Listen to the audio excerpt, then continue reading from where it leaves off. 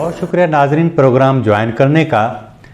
पाकिस्तान की सियासत हंगामा खेजी के साथ साथ फैसला कुन मोड़ में दाखिल हो चुकी है और अब जो सूरत हाल बनने जा रही है उससे ऐसा लगता है कि पाकिस्तान के वज़ीर आज़म इमरान खान के ख़िलाफ़ जो तहरीक अदम एतमाद अपोजिशन की जानिब से पेश की गई थी उसकी कामयाबी के इम्कानात बहुत ही ज़्यादा बढ़ गए हैं।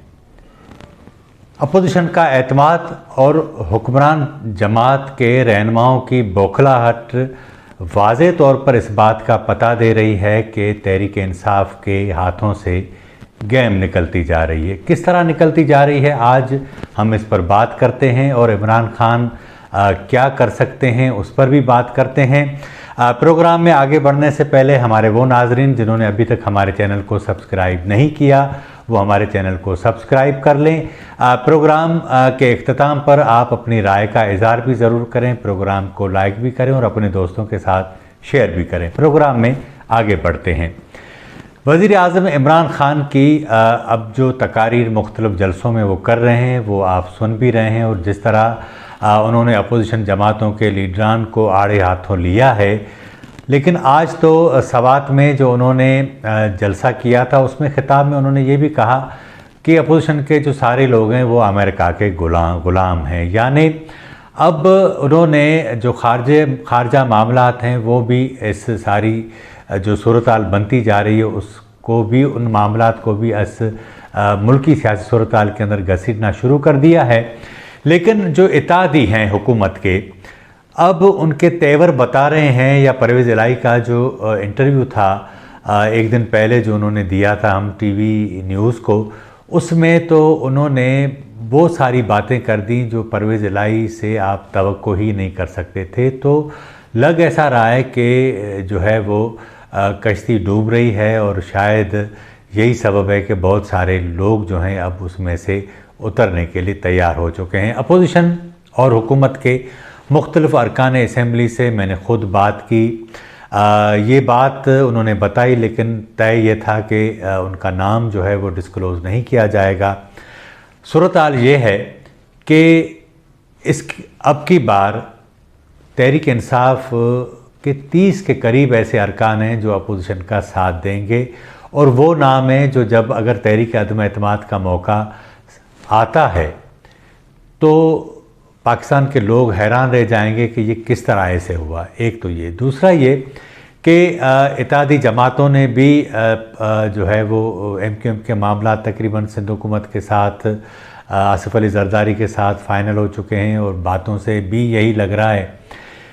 पाकिस्तान मुस्लिम लीग नून मुकम्मल तैयारी कर चुकी है और इसी तरह JUIF ने भी तैयारी की। हमारे ज़राए ये बताते हैं कि 12 के करीब पाकिस्तान मुस्लिम लीग नून ने तहरीक इंसाफ के जो अरकान हैं उनको ये यकीन दहानी करवाई है कि आइंदा इंतखाबात में उनको पार्टी टिकट दिए जाएंगे क्योंकि वो समझते हैं ये पार्टी के अरकान के नून लीग का टिकट ही उनकी कामयाबी की ज़मानत बन सकता है। इसी तरह खैबर पख्तूनख्वा में JUI की जानिब से 3 से 5 के करीब ऐसे अरकान हैं जिनको ये यकीन दहानी करवाई गई है कि उनको टिकट दिए जाएंगे और वो JUI के टिकट पर मुंतखब होकर फिर दोबारा ऐवान में आएंगे।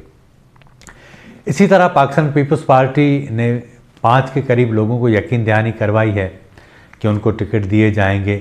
साथ साथ 10 के करीब ऐसे भी साउथ पंजाब के साथ ताल्लुक़ रखने वाले PTI के अरकान हैं जो भी इस तहरीक अदम एतमाद में अपोजिशन का साथ देंगे उनको भी इस बात की यकीन दहानी करवाई गई। तो यानी ये गेम जो है वो 30 से ज़ायद लोगों तक पहुंच चुकी है जबकि इत्तेहादी इसके अलावा है।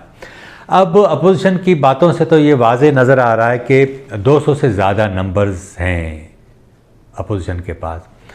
यही सबब है कि अब जो है वो PTI ने D चौक के ऊपर 10 लाख लोग जमा करने का ऐलान किया है और फवाद चौधरी समेत दीगर वज़रा भी अब कह रहे हैं कि जो भी लोग वोट देने जाएंगे वो इस मजमे से गुज़र कर जाएंगे। अगर वो वहाँ वोट अगर पार्टी के ख़िलाफ़ देते हैं तो फिर उन्हें गुज़रना भी इसी मजमे से पड़ेगा। यानी अब वो खुली धमकियों पर उतर आए हैं। और दूसरी बात यह कि उनको सिर्फ 172 अरकान पूरे करने हैं, कौमी असम्बली के अंदर, लेकिन 10 लाख लोग जमा करके उनका जो ट्रस्ट है मुंतखब नुमाइंदों के ऊपर, वो वाज़े हो रहा है कि वो उसके ऊपर ट्रस्ट नहीं कर रहे। लोगों को बुलाकर वो बताना चाहते हैं कि हम अब आपकी पगड़ियाँ उछालेंगे। यही सबब है। इसी ऐलान का नतीजा ये हुआ कि जब तहरीक इंसाफ के मुख्तलिफ अरकान से मेरी बात हुई तो उनका कहना था कि ना तो इमरान खान को सियासत आती है और ना ही रवादारी के साथ उसका ताल्लुक़ है, इससे बेहतर है कि वो तबलीग करें।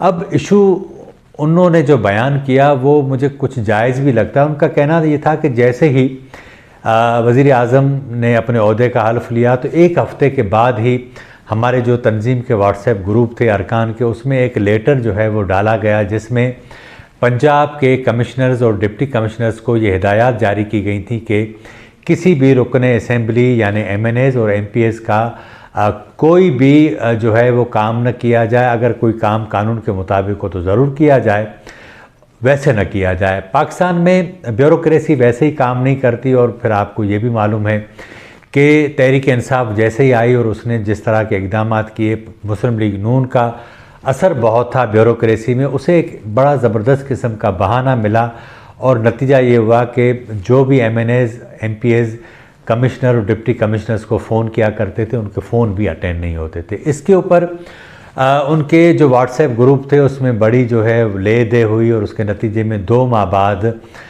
कहा गया कि ये लेटर हमने वापस ले लिया और अपने जो तीनों सूबों के डिप्टी कमिश्नर्स और कमिश्नर्स हैं उनको कहा गया है कि वो अब आपके काम करेंगे। लेकिन जो है वो ज़ाहिर है कि ट्रेन तो गुज़र चुकी थी, अब ये काम होने नहीं थे। अब पहले दिन से जो बेएतमादी पैदा हुई उसमें ये जितने भी अरकान हैं उनको अपने हलकों में जाना होता है, लोगों की उनके अंदर उम्मीदें होती हैं।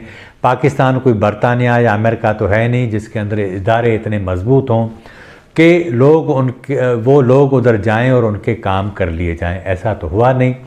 अब एक तरफ ब्यूरोक्रेसी को बहाना मिल गया, दूसरी तरफ उनके MNAs की जो बेजारी थी वो बढ़ती जा रही थी। अब ऐसा लग रहा है कि ये सारे लोग जो हैं अब अपनी उस बेइज्जती बेतौकीरी का इंतकाम लेंगे। तहरीक अदम एतमाद के दौरान अगर वोटिंग हो जाती है तो उसके हक़ में वोट करेंगे, ये तो है बात। लेकिन एक बात ये भी है कि जिस तरह कुछ वज़रा कह रहे हैं कि शायद तहरीक अदम एतमाद की नौबत ना आए, इसमें से इस बात को कुछ इस तरह से भी यकीन किया जा सकता है कि इस्लामाबाद के अंदर जो चीज़ें डिस्कस हो रही हैं उसमें कहा यह जा रहा है कि इमरान खान ने जिस तरह पहले उनको इस्टेब्लिशमेंट को न्यूट्रल कहा, फिर कहा कि न्यूट्रल तो जानवर होता है, उसके बाद फिर जिस तरह उन्होंने धमकियां देना शुरू कर दी, फिर जिस तरह उन्होंने कहा कि जनरल बाजवा ने मुझे कहा था कि मौलाना फजल रहमान को डीज़ल मत कहो, लेकिन मैं नहीं कहता, उसे तो आवाम कहती है।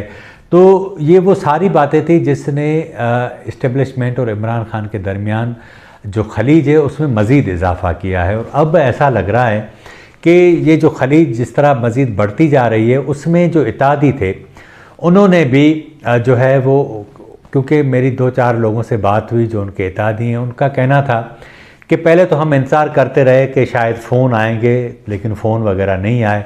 उसके बाद हमने अपनी स्ट्रेटजी बनाई, उसके बाद वज़ीर आज़म आए, MQM के पास तो आए थे लेकिन उन्होंने वहाँ कुछ भी नहीं कहा, PMLQ को भी अदम एतमाद के हवाले से कुछ नहीं कहा। इसी तरह जब बाप के पास गए यानी बलूचिस्तान अवामी पार्टी के पास, तो अब जो सूरत हाल बनती जा रही है कि जब वहाँ उनको फ़ोन इत्तेहादियों को नहीं आए तो अब उन्होंने भी अपने तेवर दिखाना शुरू कर दिए हैं। अपोजिशन ने तहरीक इंसाफ के लोगों को भी जो है वो पाइप लाइन में रखा हुआ है, इत्तेहादी ऑलरेडी हैं। तो ये तहरीक अदम एतमाद की जब कामयाबी मुकम्मल तौर पर यकीनी बन चुकी है तो इमरान खान किसी भी वक्त इस्तीफ़ा दे सकते हैं। लेकिन इस्तीफ़ा से पहले लगता ऐसा है कि जिनको न्यूट्रल कहा जा रहा है उनकी अहम कमान को वो सैक करके कोई अपना या कोई और बंदा रखना चाहेंगे और उसके बाद रिज़ाइन कर देंगे ताकि वो अपना इंतकाम पूरा कर लें। तो इस सूरत हाल के बाद क्या होता है, रद्द-ए-अमल क्या होता है, और अगर इस सूरत हाल पैदा होती है तो चीज़ें सामने आ जाएंगी। आज के प्रोग्राम में इतना ही। अगले प्रोग्राम में फिर मुलाकात होगी। मुझे इजाज़त दीजिए।